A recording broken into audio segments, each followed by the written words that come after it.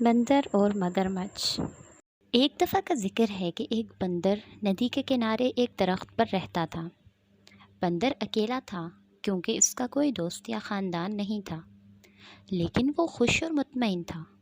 درخت نے اسے کھانے کے لیے کافی میٹھا جامن کا پھل دیا۔ اس نے اسے دھوپ سے سایہ اور بارش سے پناہ بھی دی۔ ایک دن ایک مگرمچھ دریا میں تیر رہا تھا۔ وہ بندر کے درخت کے نیچے آرام کرنے کے لیے کنارے پر چڑھ گیا۔ ہیلو، بندر نے پکارا، جو ایک دوستانہ برتاؤ کرنے والا جانور تھا۔ ہیلو، مگرمچھ نے حیران ہوتے ہوئے جواب دیا، کیا تم جانتے ہو کہ مجھے کھانا کہاں سے مل سکتا ہے؟ اس نے پوچھا، میں نے سارا دن کچھ نہیں کھایا اور میں بھوکا ہوں۔ اب آپ سوچ رہے ہوں گے کہ مگرمچھ بندر کو کھا جانا چاہے گا، لیکن یہ بڑا ہی شفیق اور شریف مگرمچھ تھا، اور یہ خیال کبھی اس کے دماغ میں نہیں آیا۔ میرے درخت میں بہت پھل ہیں، کیا آپ کچھ کھانا چاہیں گے؟ بندر نے کہا، جو خود بھی بہت مہربان تھا۔ اس نے جامن کا کچھ پھل مگرمچھ کی طرف نیچے پھینک دیا۔ مگرمچھ اتنا بھوکا تھا کہ اس نے تمام جامن کھا لیے۔ حالانکہ مگرمچھ عام طور پر پھل نہیں کھاتے تھے، اسے میٹھا میٹھا پھل بہت پسند تھا، اور گلابی گودے نے اس کی زبان کو جامنی بنا دیا۔ جب مگرمچھ اپنی مرضی کے مطابق کھا چکا تھا تو بندر نے کہا، جب بھی آپ مزید پھل چاہیں واپس آ جائیں۔ جلد ہی مگرمچھ ہر روز بندر کے پاس آتا تھا۔ دونوں جانور اچھے دوست بن گئے۔ وہ باتیں کرتے، ایک دوسرے کو کہانیاں سناتے اور بہت سے میٹھے جامن ایک ساتھ کھاتے۔ ایک دن مگرمچھ نے بندر کو اپنی بیوی اور خاندان کے بارے میں بتایا۔ بندر نے کہا، آج واپس جاتے وقت اپنی بیوی کے لیے بھی کچھ پھل لے جانا۔ مگرمچھ کی بیوی کو جامن بہت پسند آئے۔ اس نے پہلے کبھی اتنی میٹھی چیز نہیں کھائی تھی، لیکن وہ اپنے شوہر کی طرح مہربان اور نرم مزاج نہیں تھی۔ اس نے اپنے شوہر سے کہا، تصور کیجئے کہ بندر جب یہ جامن روزانہ کھاتا ہے تو اس کا ذائقہ کتنا میٹھا ہوگا۔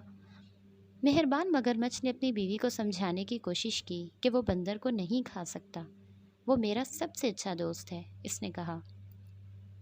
مگرمچھ کی لالچی بیوی نہ سنتی۔ اپنے شوہر سے وہ کام کروانے کے لیے جو وہ چاہتی تھی، اس نے بیمار ہونے کا بہانہ کیا۔ میں مر رہی ہوں اور صرف ایک پیارے بندر کا دل ہی مجھے ٹھیک کر سکتا ہے، اس نے اپنے شوہر کو پکارا۔ اگر تم مجھ سے محبت کرتے ہو تو تم اپنے دوست بندر کو پکڑو گے اور مجھے اس کا دل کھانے دو گے۔ بیچارے مگرمچھ کو سمجھ نہیں آ رہی تھی کہ وہ کیا کرے۔ وہ اپنے دوست کو کھانا نہیں چاہتا تھا، لیکن وہ اپنی بیوی کو مرنے نہیں دے سکتا تھا۔ آخر کار اس نے فیصلہ کیا کہ اسے کیا کرنا ہے، اور اگلی بار جب وہ بندر کے پاس گیا تو اس نے اس سے کہا کہ وہ اس کی بیوی سے ملنے آئے، کیونکہ وہ جامن کے خوبصورت پھل کے لیے ذاتی طور پر اس کا شکریہ ادا کرنا چاہتی ہے۔ بندر خوش ہوا، لیکن کہا نہیں کہ وہ نہیں جا سکتا، کیونکہ وہ تیرنا ہی نہیں جانتا۔ اس کی فکر نہ کرو، مگرمچھ نے کہا، میں تمہیں اپنی پیٹھ پر لے کر جاؤں گا۔ بندر راضی ہو گیا اور مگرمچھ کی پیٹھ پر کود کر بیٹھ گیا۔ چنانچہ دونوں دوست گہرے چوڑے دریا میں چلے گئے۔ جب وہ کنارے اور جامن کے درخت سے بہت دور پہنچے تو مگرمچھ نے کہا، مجھے بہت افسوس ہے، لیکن میری بیوی بہت بیمار ہے اور کہتی ہے کہ بندر کا دل ہی اس کا علاج ہے۔ مجھے ڈر ہے کہ مجھے تمہیں مارنا پڑے گا، حالانکہ میں ہماری باتوں کو یاد کروں گا۔ بندر نے جلدی سے سوچا اور کہا، پیارے دوست، مجھے تمہاری بیوی کی بیماری کا سن کر بہت افسوس ہوا۔ مجھے خوشی ہے کہ میں اس کی مدد کر سکوں گا، لیکن میں نے اپنا دل جامن کے درخت میں چھوڑ دیا ہے۔ کیا آپ کو لگتا ہے کہ ہم واپس جا سکتے ہیں تاکہ میں اسے لا سکوں؟ مگرمچھ نے بندر کی بات مان لی۔ وہ مڑا اور تیزی سے تیر کر جامن کے درخت کی طرف گیا۔ بندر اس کی پیٹھ سے چھلانگ لگا کر اپنے درخت کی حفاظت میں چڑھ گیا۔ میں نے سوچا کہ آپ میرے دوست ہیں، اس نے پکارا۔ کیا تم نہیں جانتے کہ ہم اپنے دل کو اپنے اندر ہی رکھتے ہیں؟